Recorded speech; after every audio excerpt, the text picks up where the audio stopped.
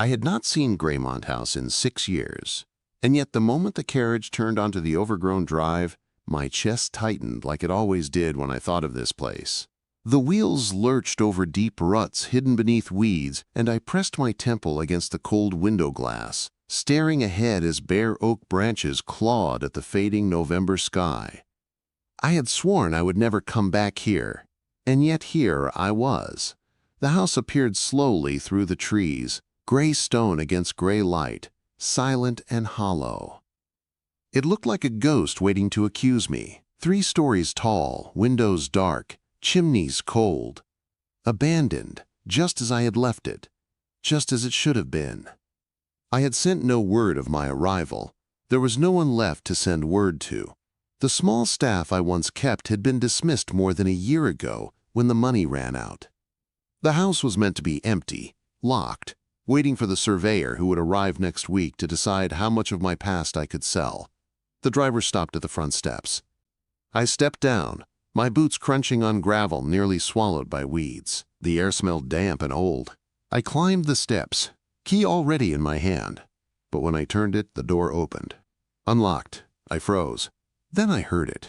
A child's laugh, light and bright, echoing from somewhere deep inside the house.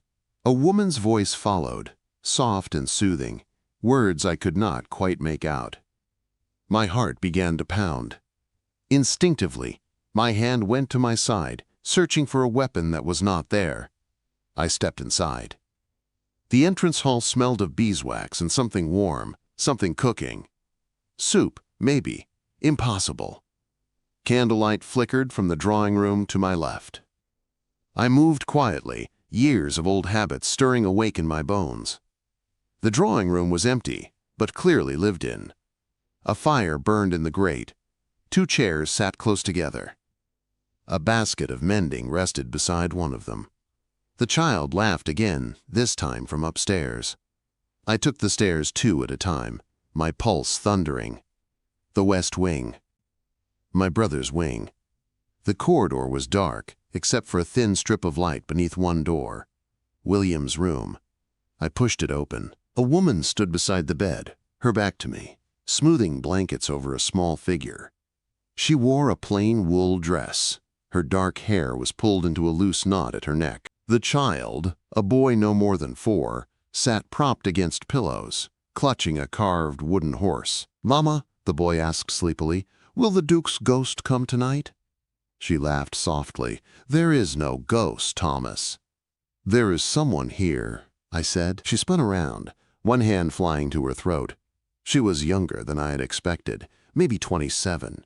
Her hazel eyes widened in shock, but she did not scream. Instead, she stepped in front of the child, her body a shield. "Who are you?" she demanded.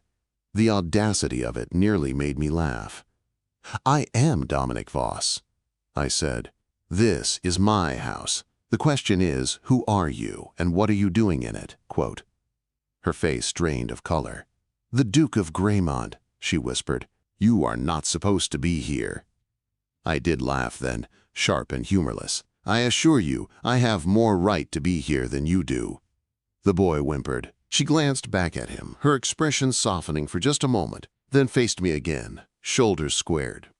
"Please lower your voice," she said. "My son is ill. Your son is in my brother's bed. Your brother is dead."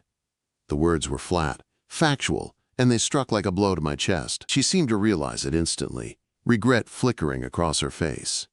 "I am sorry," she said quietly. "But you abandoned this house 6 years ago." I was told it was empty. Told by whom?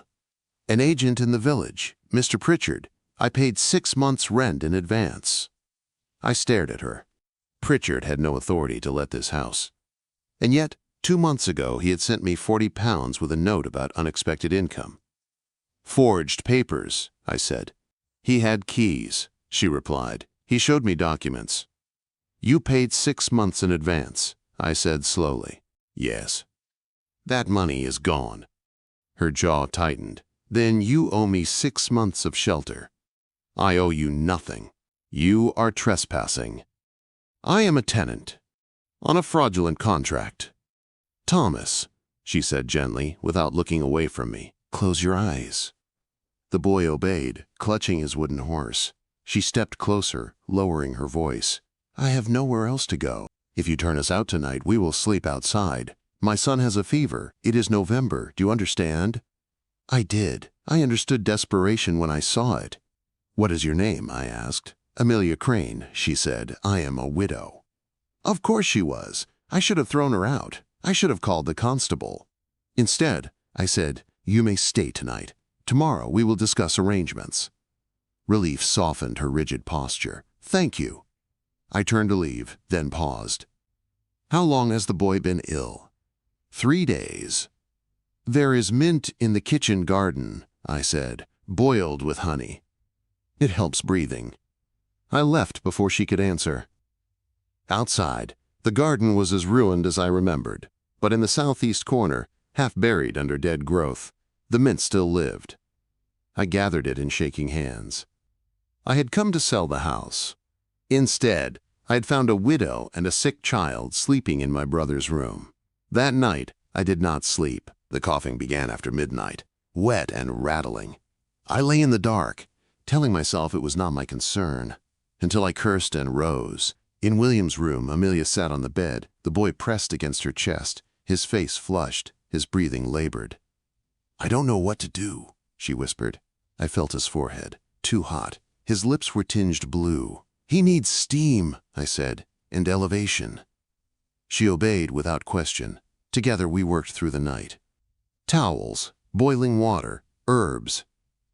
When the fever finally broke near dawn, Amelia sagged in her chair, silent tears falling. He will recover, I said. Because of you, she whispered. As dawn crept through the window, I realized I was sitting in the one room I had avoided for 6 years, and I knew nothing would ever be the same again. I woke to the smell of bread.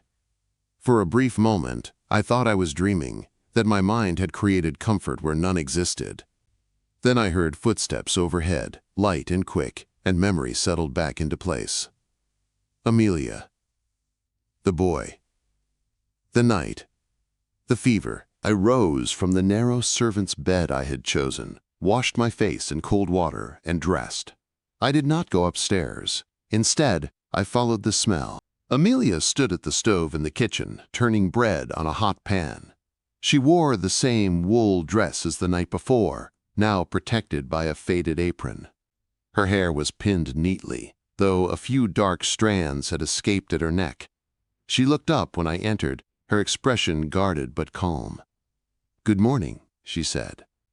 Good morning, I replied. How's your son? Sleeping. The fever broke near dawn, thank you. I nodded, unsure what to say. I was not used to gratitude, least of all in my own kitchen. She slid bread onto a plate and set it before me. I only have butter and jam. This is more than enough. I sat. She remained standing, watching me as if unsure of her place. Please, I said, sit. She hesitated, then took the chair across from me. We ate in silence. The bread was warm, simple, good. You bake, I said. I do many things, she replied without pride. How did you come to be here, Mrs. Crane? Quote. She set her bread down and met my gaze. My husband died 8 months ago. After the funeral, his brother expected me to remain as his wife. My jaw tightened. You refused? Yes, I left with what money I had. I needed somewhere remote. Mr. Pritchard said this house was forgotten. I felt a familiar bitterness rise. Forgotten. That was exactly what I had made it. The surveyor arrives next week, I said. Her fingers tightened on the edge of the table. Then how long do we have? A week. That is not enough.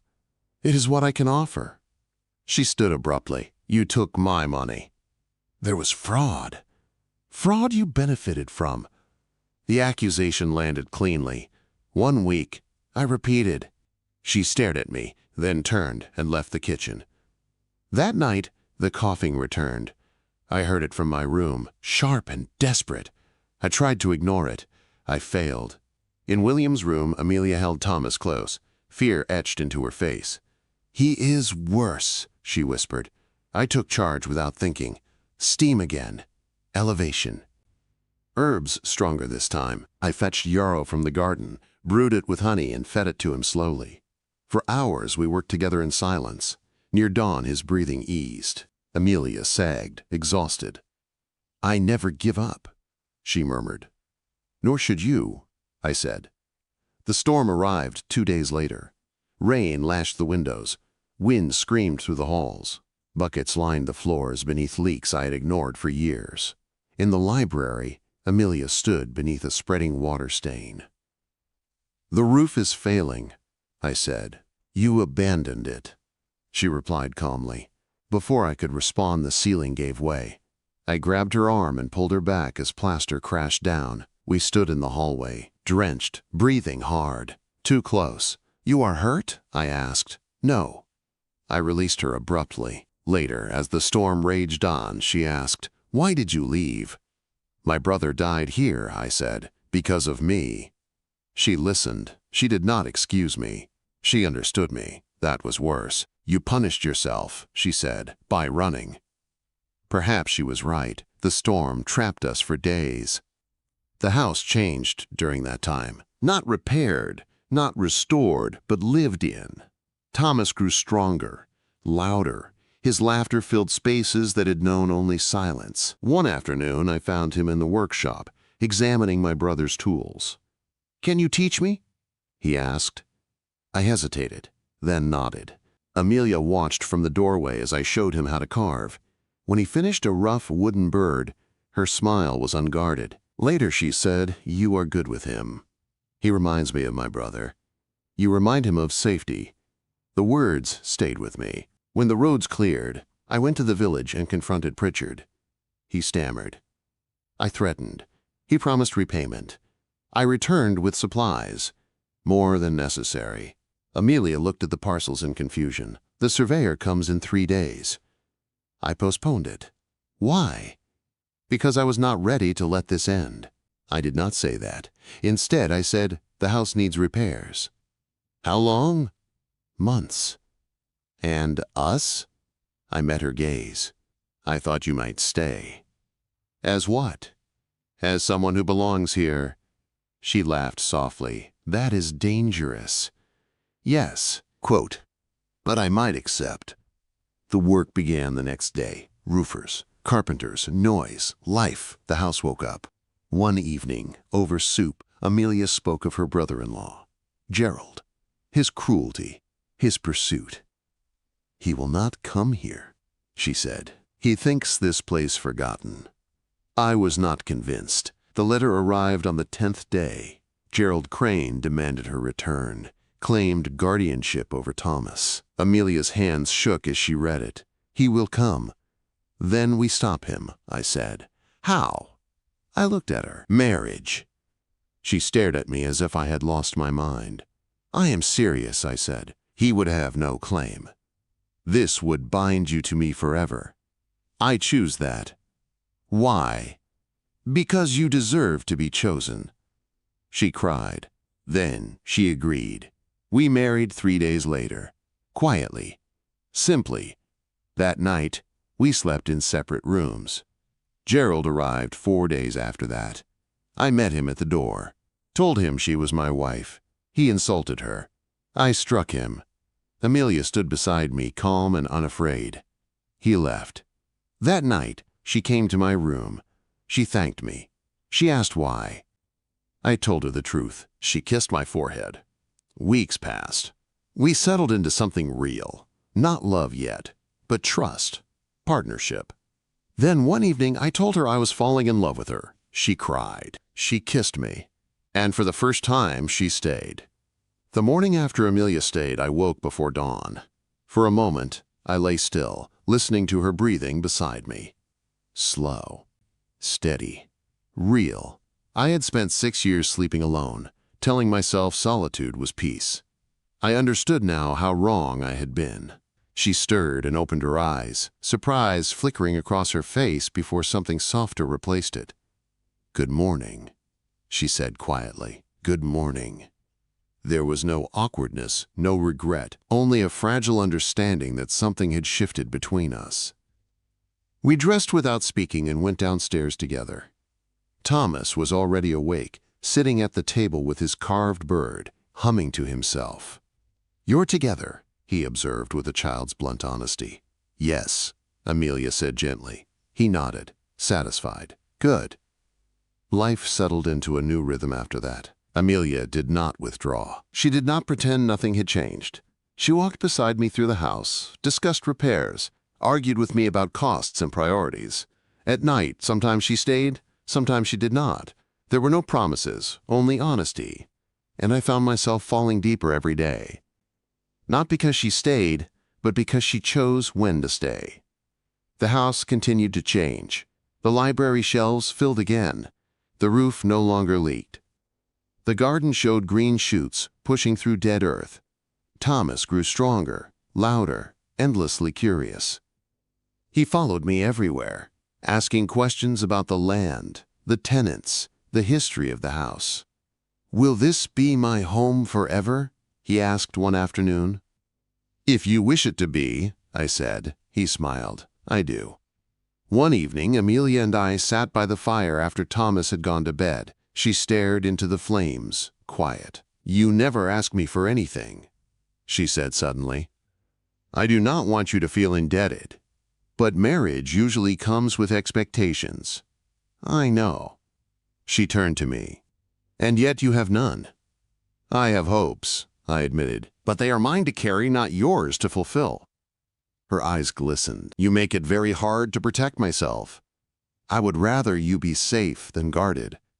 Silence stretched between us, heavy with things unspoken. Days later, word reached the village that Gerald Crane had died. The letter arrived in Amelia's hands. She read it once, then again, her face pale and unreadable.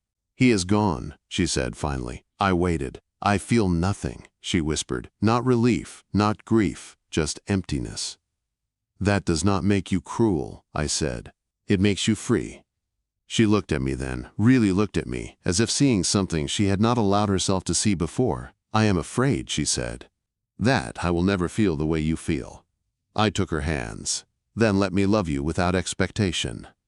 "That is not fair." "Perhaps," I said, "but it is honest."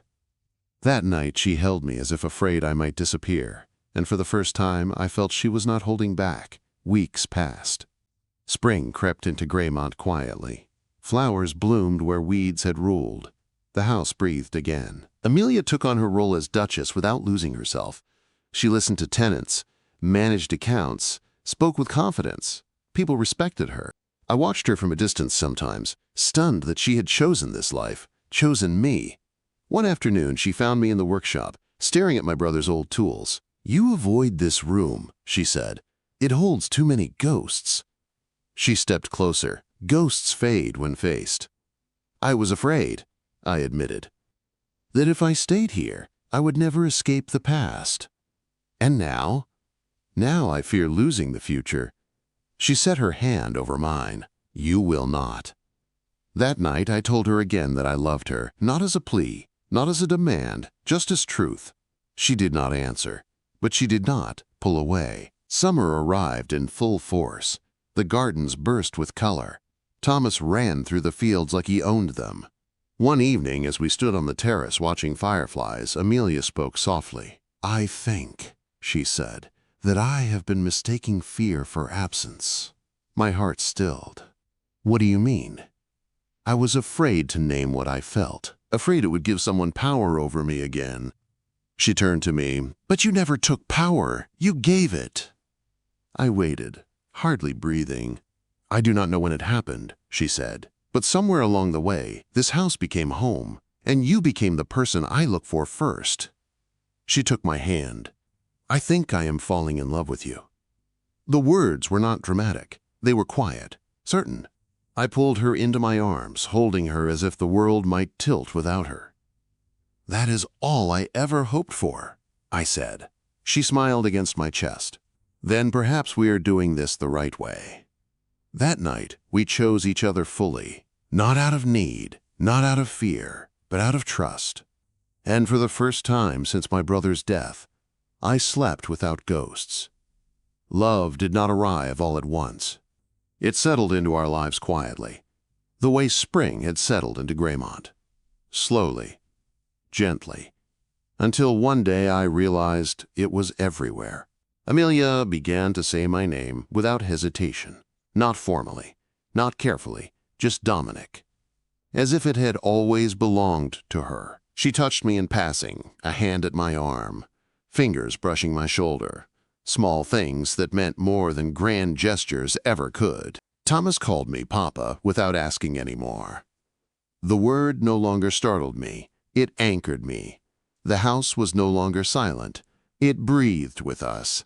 One evening in early summer, Amelia stood in the garden with Thomas, showing him how to care for the rose bush we had planted in my brother's memory. I watched them from the terrace, a tightness in my chest I no longer tried to name. "You are staring," she said later, amused. "I am remembering what this place used to be. And now? Now it feels like forgiveness." She studied me carefully. "Have you forgiven yourself?" I thought about it, about William, about the years I had spent running. "I am learning how," I said. That night she came to me without hesitation. There was no fear in her eyes, only certainty. When she kissed me, it was not tentative. It was chosen. Love followed naturally after that. Not dramatic, not perfect, but real. Weeks later, a letter arrived from Derbyshire. Gerald Crane was dead. Fever, sudden and unremarkable. Amelia read the words slowly, then folded the paper and set it aside. "I thought I would feel something," she said. "Anger, relief, guilt. And you do not?" "I feel free," she said quietly, and afraid that freedom might disappear. I took her hands. "Nothing is taking this from you." She looked at me, her eyes soft and steady. "You never promised me safety. You gave it." Summer deepened, repairs finished, tenants returned. The estate began to thrive again. And one evening, standing on the terrace as the sun dipped low, Amelia turned to me. "I love you," she said. The words were not whispered. They were not hesitant. They were strong. I felt something in me finally release. "I know," I said softly, "and I love you." Thomas ran past us, laughing, fireflies glowing in his wake. Amelia leaned into my side, her head resting against my shoulder. "This is home," she said. I looked at the house, at the woman I loved, at the child who had chosen me. "Yes," I said, "it is." I had returned to Graymont to sell my past. Instead, I found my future waiting for me inside. And this time, I did not run.